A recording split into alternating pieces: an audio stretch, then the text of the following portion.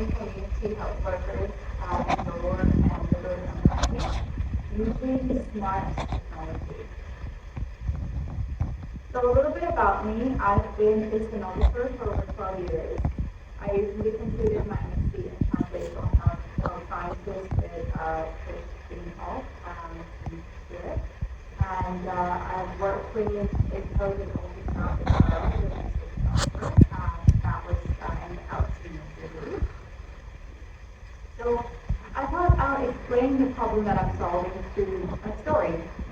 So this is Sunita Verma. She's a 28-year-old married woman with a little child who lives in DPhil, India, in a small village. She is a community health worker. In India, they're known as ASHAs, which in the local language means hope.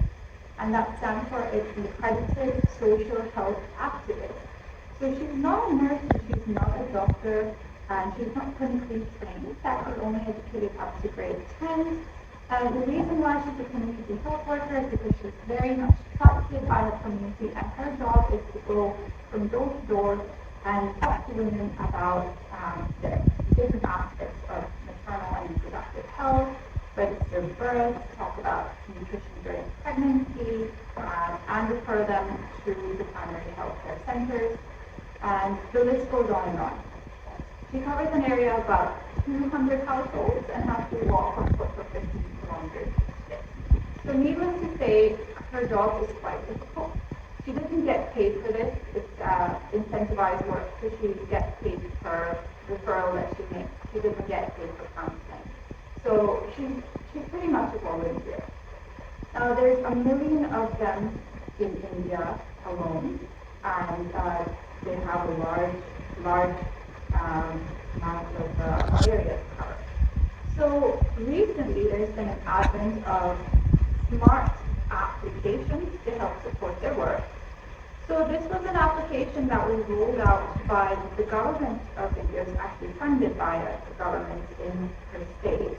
And it was great. It had about 7 or 8 different aspects to it. She could even put down a number of referrals she made, and it was tracked by the health center, so she could get paid by that. It helped her with clinical decision support, and really covered every aspect of her work. Everything was recorded in an app. She could even schedule her appointments. It was in her language, and it's a fantastic thing. So what happened with this? You think it would be the best thing that she would have ever thought. But here's what happened. So this was a news interview just a few months after, and Sunita said that we've actually stopped using the app. We're not doing anything. You can't use it. And that was the same thing with a lot of community health workers around her. Why was that? The reporter said something interesting, that a smart mobile is not enough to make a person smart. You cannot just give somebody a free mobile phone and an app and expect the system to work smoothly. What happened was that there were limited electrical outlets in our village to charge the phone. So they literally had no electricity. There was no point with them having this free app and free phone. They could not use it. The internet was really bad, so they couldn't connect to the primary health care centers. They were really unsure about how to use the app. Bear in mind, they're not used to using smartphones the way we are. And at one point, they were actually worried that this was for their surveillance, because they could actually, in some of the apps, they've actually had GPS where they can see where the ASHA workers are going and what they're doing. So they felt like it was invading their privacy. So they stopped using it.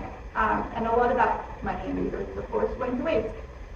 And when you look at a lot of these smart applications for community health workers across lower and middle income countries, the same thing happens. It's a great idea, and it's rolled out. The feasibility testing is great, but most of them never get scaled. So this is where my DPhil project comes in. We know that smart technology, especially after the pandemic, they have the potential to improve maternal health outcomes. But how can we integrate these into local context in a way that is meaningful for the population, across different populations? And how can we increase demand generation from the ground level and make it useful for the people who are using it?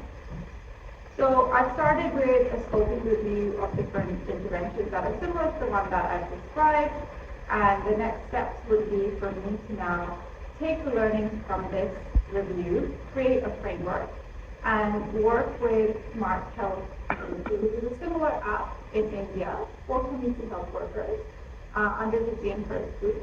I'll be a part of the process evaluation, and we'll be trying to see where we can diagnose the issue as to why people may or may not want to use them, and then start creating strategic content to align the application with their needs, possibly even change it.